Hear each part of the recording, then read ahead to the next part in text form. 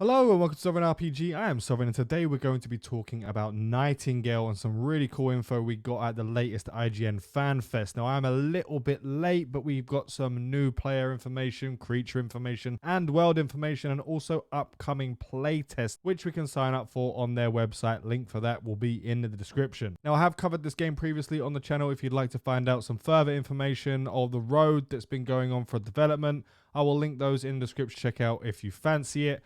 And remember to like the video if you do enjoy my content. Subscribe for all future RPG and survival gaming content. And if you'd like to support myself and the channel, we do have a Patreon description. I'm going to be trying to do more short form content for news and updates. So please let me know below if you prefer that or if you prefer the more long form stuff. I'd really appreciate you letting me know. Now, as many of you know, Nightingale is right up there on my list of most anticipated games coming out this year. Well, at least I hope it is in any form that could be in early access. I just really want to get my hands on the game. Everything about this game looks amazing. The setting, the survival aspects, the creatures. And this interview didn't help with that situation at all. It just made me want to get my hands on this game even more than I already did. We received some pretty tasty information, some of which got me super excited. We discovered that the players would be known as Realm Walkers, and they're called this due to the fact that they realm walk. Not as interesting, but it does get better.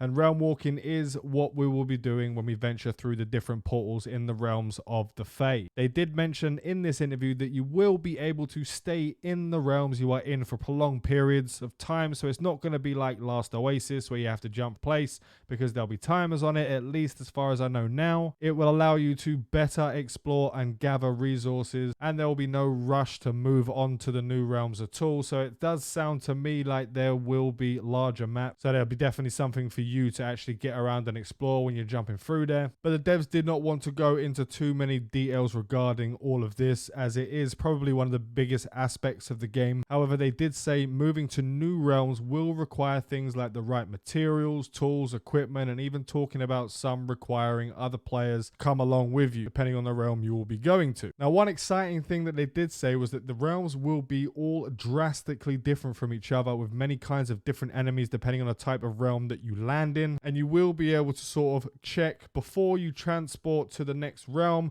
what the kind of realm you're going into is. So that seems also quite interesting on that front. So you can see if you're really ready to move on. Maybe it will have some sort of difficulty thing, or maybe it will have everything's up in the air, and everything that I say on that will be completely opinion based. But talking about the enemies, we did get some more information about the Bound faction. Now basically the Bound faction is the main enemy in Nightingale. The Bound were created by the Fae, and they were magically spawned. There will be many different types, and their reason for living is basically just to hunt us down and murder us. There will be many different kinds, some of which we have seen and they went into a little bit more detail about. Now the Harpies were those creatures we saw in the first trailer and what is being shown right this second in the background. Now these Harpies are pretty damn cool and they look absolutely bloody mental, but one of the cool aspects of them is that they will actually steal resources and items from your base. The reason they look the way they do, which is another interesting thing, but this is just my lore side kicking in, is that they look the way they do because they want to sort of camouflage or play fancy dress and make themselves look like some kind of old lady that's going tottering off in the background and stealing your stuff. However, for me at least, you would have to have some pretty damn shitty eyes to think that they resemble Granny Smith from across the road. Now they did also announce a creature called the Bandersnatch, which is a raptor bat-like creature that you are seeing. It looks pretty mental, but not much information was given on them. But they did go into a little bit more information about the Bound themselves, and there will be many different kinds of creatures in their faction, from magical to tank-like and melee-focused creatures for us to hunt down and kill. However, the thing that really piqued my interest in this whole interview, the thing that really got my